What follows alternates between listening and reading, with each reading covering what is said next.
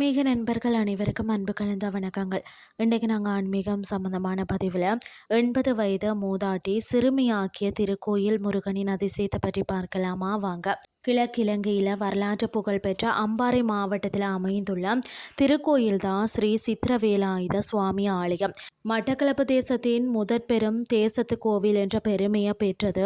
இதன் புராண வரலாறும் தோற்றமும் ஆன்மீக நயமிக்க பல சுவாரஸ்யமான கதைகளை கொண்டது. திருக்கோயில் ஆலயத்தின் தோற்றம் முருகப்பெருமானின் சூரசம்கார புராண கதையோடு நெருங்கிய தொடர்புடையது. முருகப்பெருமான் பார்த்தீங்கன்னா சூரபத்மனை வதைத்த பின்பு கதிர்காமத்தில் உள்ள மாணிக்க கங்கையில மூழ்கி எழுந்ததாகவும் அப்போது அவருடைய கையில இருந்த வேலில் இருந்து 3 தெய்வீக ஒளிர்கதிர்கள் பிரிந்து சென்று 3 இடங்கள்ல அமர்ந்ததாகவும் வாய்மொழி வரலாறுகள் கூறுகிறது.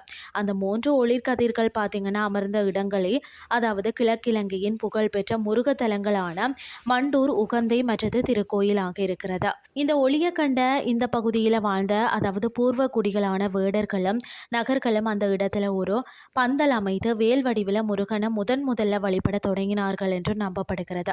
மட்டக்களப்பு பூர்வ சரித்திரம் போன்ற பண்டைய தமிழ் நூல்களின்படி இந்த தலம் ஆரம்பத்தில் பார்த்தீங்கன்னா நாகர்முனை சுப்பிரமணிய சுவாமி கோயில் என்று அழைக்கப்பட்டதாம். நகரின மக்கள் பார்த்தீங்கன்னா இந்த பகுதியில் செறிந்து வாழ்ந்ததால் தான் இந்த பெயர் பெற்றதாம். மேலும் ராமாயண கதையோடு தொடர்புடைய ராவணனுடனும் இந்த தலத்துக்கு தொடர்பு உண்டு அப்படின்ற ஒரு ஐதீகமும் உண்டு.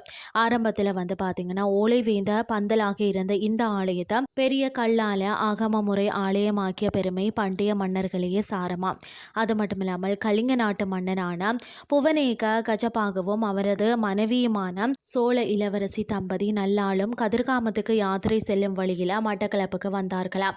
அப்போதைய மட்டக்களப்பு சிற்றரசன் பார்த்தீங்கன்னா பிரசன்னஜித் வேண்டுகோளுக்கு இணங்கதான் சோழ மன்னனின் உதவியோடு தமிழ்நாட்டில் இருந்து சோழ சிற்பிகளும் குடிகளும் வரவழைக்கப்பட்ட இந்த ஆலயம் ஆகம முறைப்படி பிரம்மாண்டமாக கட்டப்பட்டதா.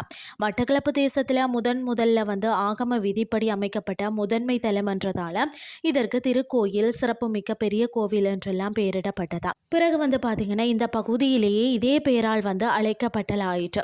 இப்போ வாங்க தங்கம்மாவின் பக்தி திருவிளையாடலை பற்றி பார்க்கலாம். ஆலயத்தில் ஆளாத்தி பெண்ணாக அதாவது ஆராத்தி எடுக்கக்கூடிய பெண்ணாக தொண்டு செய்து அதாவது தங்கம்மை என்ற தீவிர பக்திக்கு 80 வயதானதால் ஒரு நாள் அவரால் சரியான நேரத்துக்கு ஆலயத்துக்கு பணிக்கு வர முடியாமல் போனதாம். இதனால் நிர்வாகத்தினர் அவரை பணியை விட்டு நீக்கினார்களாம். மனமுடைந்த அவர் இரவெல்லாம் அழுது முருகனை வேண்டினாராம். மறுநாள் காலை ஆலயத்திற்கு 8 வயது சிறுமியாக மாறி அவர் ஆளாத்தி எடுத்த அதிசயம் நடந்ததாக தல வரலாறு கூறுகிறது. மன்னர் காலத்து சான்றுபடி பார்த்தீங்கன்னா கோட்டை மன்னர் 7ஆம் விஜயபாகு மற்றது கண்டி மன்னர் 2ஆம் ராஜசிங்கன் போன்றோர் இந்த கோயிலுக்கு பல மானியங்களையும் திருப்பணிகளையும் செய்துள்ளனராம். அதாவது தம்பிலுவில் கல்வெட்டு இதற்கு சான்றாகுமாம். 1620களில் போர்த்துகேயரால் இந்த கோயில் சேதமாக்கப்பட்ட போதிலும் பிறகு காலங்களில் மீள கட்டியெழுப்பப்பட்டு இன்று வரை கிழக்கிலங்கை மக்களின் மிக முக்கிய ஆன்மீக அரணாக திகழ்கிறது. இன்றைய ஆன்மீகம் சார்ந்த பதிவு உங்களுக்கு பிரயோசனமாக அமைஞ்சிருக்கும்னு சொல்லி நானும் நம்புகிறேன். இதே மாதிரி மற்றும் ஒரு ஆன்மீகம் சார்ந்த பதிவோடு உங்களை சந்திக்கிறேன். நன்றி.